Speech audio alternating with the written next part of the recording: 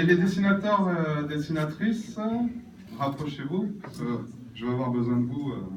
Puis je voulais m'assurer que tout le monde aille bien, parce que hier soir, on a vu un phénomène étrange. Il y avait la tablée des anciens des neiges d'antan et la tablée des contes de la dernière averse. Puis j'écoutais un petit peu, là, ça parlait beaucoup de prothèses à côté, d'assurance, obsèques. Toi, tu préfères du pain, du chêne et à notre table, ça parlait de divorce, de gamins, d'emmerdement. Et en fait, ce matin, je me suis réveillé, je me suis dit, putain, la tribu des cheveux blancs, en fait, ils assurent mieux que nous, quoi. Ils encaissent mieux le mal-père et tout ça. Et quoique. Et alors, je me suis beaucoup posé de questions autour de cette chanson de Brassens, que vous connaissez tous, et on se rend compte que les hommes préhistoriques, finalement, ils étaient peut-être moins cons que nous, quoi. Alors, je me suis demandé si la déconne existait durant la préhistoire. Est-ce que les dessinateurs étaient bien payés? Pourquoi ils ne signaient pas leurs œuvres? Avaient-ils des pseudos? Était-ce des femmes qui dessinaient? Alors c'est une nouvelle théorie qui se développe, des femmes qui dessinaient pendant que les hommes étaient à la chasse. Pourquoi ils ne peignaient que de la bouffe et du cul? Vous avez remarqué? Il n'y a que du sexe et de la bouffe. C'est les deux principales préoccupations. Voilà. Est-ce qu'on a vraiment évolué sur la question? Alors prenons un exemple. Vous avez cette célèbre scène dite du puits, dans la grotte de Lascaux. Elle se trouve dans un trou de 5 mètres de profondeur, dans l'endroit le plus inaccessible. Donc on s'est posé plein de questions. Le mec avait peut-être honte dans son dessin. Parce que si on regarde bien, petit 1, les hommes préhistoriques étaient des bus quand il s'agissait de dessiner d'autres humains. On voit très bien qu'il y a un homme bâton digne d'une école maternelle. Hein. Petit 2, la bite de l'homme. Je vous invite à l'observer. Elle est disproportionnée et pointue, on dirait du Berthe un peu, si vous êtes d'accord. Petit 3, qu'est-ce qu'il fait bander? Parce que là, il est en érection. Hein. Enfin, du moins pour moi, c'en est une. Un bison, c'est un bison qui le fait bander. Un bison éventré, avec une flèche. Regardez bien, on voit les tripes qui sortent du bit de l'animal. Alors, est-ce que c'était déjà des connards d'aficionados? Je ne sais pas. Mais en tout cas, le temps ne fait rien à l'affaire. Les danseuses ridicules en ballerines ont toujours une érection à la vue d'un taureau qui crève. Petit 4. Petit 4. Comme la scène n'est quand même pas très grand public, l'artiste a mis une petite colombe. toute mini la colombe. Hein. Alors, cœur avec les doigts. Hein, et hop, on te colle ça en une du monde. Est-ce que vous avez des questions à propos de cette scène? Alors c'est très bizarre, hein, c'est l'endroit vraiment le plus inaccessible. Il a été flanqué son dessin. Voilà, il y a plein de questions autour de ça. Alors je me suis renseigné auprès d'archéologues afin de savoir pourquoi ces œuvres ne sont pas dans le domaine public. Ça c'est une aberration. Pour le documentaire Chaval, on voulait avoir des prises de vue de Lascaux. Ben, ils vous les font payer, et vous les font payer très cher. Alors l'artiste, à ce propos, donc j'ai questionné les archéologues, j'ai dit quand même, c'est plus que dans le domaine public. Hein. Alors il m'a dit, ouais, mais pour retrouver les ayants droit, c'est un peu la merde. Et puis, alors que 70 ans après la mort d'un auteur, son œuvre retombe dans le domaine public. Christian vous en parlera, le neveu de Chaval. Et là, ça fait 18 000 ans. Donc on se fout un peu de notre gueule quand on veut nous vendre des copies de ses dessins. Alors il y en a, ouais, peut-être un peu, 18 000 ans, je crois, là, c'est ça. J'ai dû vérifier. Ouais. Il y en a un qui a osé me répondre, c'est parce que c'est pas signé. Alors, effectivement, pour les ayants droit, c'est difficile. Mais d'autres préhistoriens pensent que les points, des mains en négatif ou en positif, étaient des signatures, des genres de pseudos. Alors, je ne sais pas si vous avez déjà vu ces mains sur les grottes, hein. Il y en a une à Gargas, hein. Et il y en a avec des doigts en moins ou des tout petits doigts bien repliés, tout ça. Et alors, du coup, ça m'a fait penser à Berthe et Martin, qui ne sont pas là pour se défendre. Et je vais vous raconter une anecdote, parce que c'est très étrange. Il y a des archéologues qui se sont dit, est-ce qu'on leur coupait les doigts? Est-ce que chose improbable, parce qu'ils avaient vraiment besoin de leurs doigts? Ou est-ce qu'ils les repliaient, ou est-ce qu'il y avait des anomalies, la lèpre, etc. Et Berthe m'a raconté que quand il était à la maternelle, sa maîtresse commande à tous les dessins, le truc bête qu'on fait tous à la maternelle, de faire le contour de notre main avec un crayon. Elle ramasse les copies et elle dit « Bertin, tu te fous de ma gueule ou quoi? C'est quoi ça ?» Je ne sais pas si vous avez déjà vu les doigts de Berthe. En fait, il manque une phalange à chaque fois. Il a des tout petits doigts. Pour ça, il dessine avec des gros feutres sur du A3. Et il était là « Non, madame, ça, je ne fais pas exprès !» Il montrait ses mains. Et donc, je me suis demandé pourquoi beaucoup d'entre nous utilisent des pseudos. Alors, est-ce que c'est la peur des djihadistes? Ou est-ce que c'est la peur des impôts? Je pencherai pour la deuxième hypothèse. Donc, j'ai étudié vos signatures et je vous demanderai de vous avancer à côté de moi à chaque fois que vous l'entendez, si vous êtes d'accord. En tout bien, tout orgueil, je commencerai par moi, Large. Pourquoi je signe Large? D'abord parce que c'est un nom tellement ridicule que tout le monde croit que c'est un pseudo, inspiré de ma secrète anatomie. Et en fait, c'est bien mon nom. Et puis comme ça, on peut me confondre avec le talentueux Gros. Et il n'est pas au courant, mais il m'arrive de toucher ses droits de la DLGP avec cette petite astuce. Donc j'ai cité Gros, je ne sais pas où il est. Voilà. Ça avance. Voilà. Je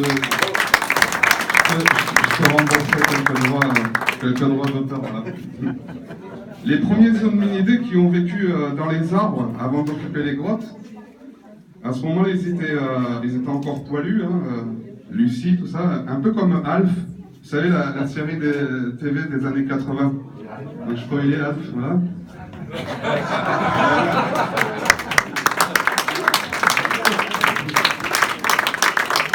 Ça ressemble à ça, à peu près. Et puis, le bâti est très vite arrivé. On a trouvé dans une caverne de Lyon des murets, un dallage au sol, des trous laissés par d'anciens poteaux. Voilà, bâti. Il faut savoir qu'à l'époque, ils se disputaient ces cavernes avec des ours, des lions des cavernes, des lions des cavernes, qui rôdaient autour et il fallait se disputer l'espace. Alors, ours, voilà. Pour l'instant, tout le monde entend. Il y en a qui vont se déplacer plus ou moins vite. Hein, voilà. Par ailleurs, les archéologues pensent que la bise remonte à cette époque. Ils pensent que les premiers hommes se sentaient entre eux. En fait, c'est une théorie, ils se sentaient entre eux comme ça. Et ça a donné la bise. C'est pas des conneries, hein? Ouais. Alors, par contre, faire une bise au lion... Ah, d'accord. Voilà. Toujours dans une volonté de séduction, des bijoux sont apparus. L'ivoire, les coquillages, les perles et surtout de l'ambre. Bon. Voilà. Ils ont refusé de le faire monter avec son déambulateur dans l'avion. Dès l'origination ancienne de la grotte d'Isturis au Pays Basque, par exemple, ils ont retrouvé énormément d'ambre. En cherchant bien, j'ai pigé aussi pourquoi certains d'entre nous ont pris des pseudos. Prenez Coucher de Beauregard. Ça sent un peu l'ancêtre qui a échappé à la guillotine. C'est pas facile de se faire respecter par ses élèves quand on est prof. Ça sent le petit clévard qui essaie de vous séduire avec son regard de drouperie quand il vient de faire une connerie. Coucher de Beauregard. Et ben dans ces cas-là, on prend le premier pseudo à la con qui vous passe par la tête, JMC.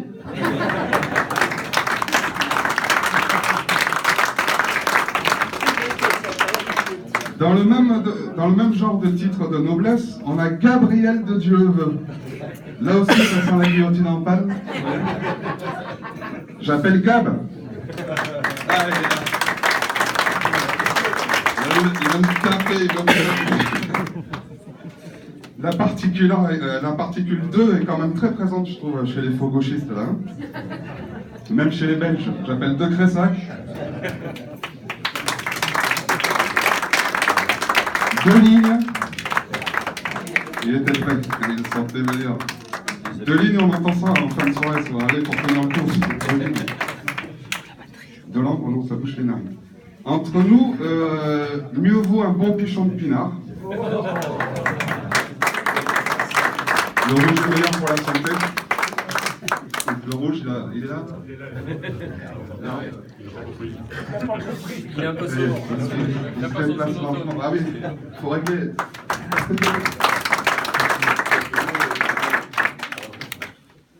Je pense que ça commence à sous-le-cier. À sous-les-cier. Bon, fallait la faire. J'appelle Cier.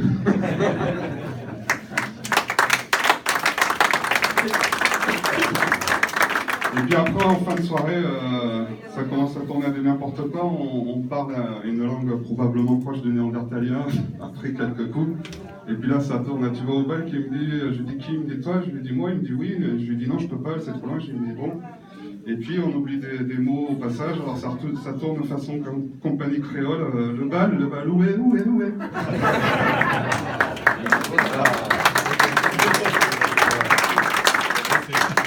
Donc ça tombe vers mairie, vers église, vers lac. On n'est pas là-dedans.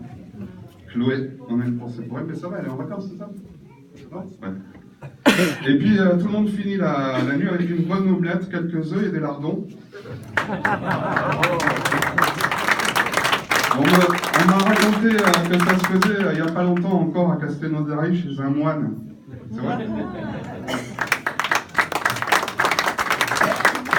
Et le lendemain, c'est reparti pour une séance de dédicace pour des mômes qui te demandent de leur dessiner des titeufs et des licornes. Et nous voilà sortis de la préhistoire. L'homme se sédentarise en découvrant l'agriculture, probablement en Mésopotamie, son fort c'est juif. Et là, il coule des jours heureux auprès de son arbre, comme disait Brassens, sous son olivier, j'appelle Jacques Olivier, J.O. Alors ça, c'est du pseudo de feignasse. Les mecs à l'époque, les vieux dessinateurs des neiges d'antan, ils prenaient leurs initiales et hop, ils te sortaient un pseudonyme, RG, etc. Vous connaissez? Jacques Olivier. En plus, vous avez remarqué que tous les assassins ont souvent deux prénoms. Tous les mecs louches un peu. Hein.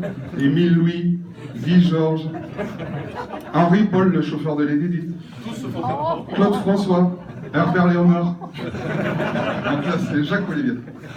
Quand la culture des premiers sédentaires était reverdie,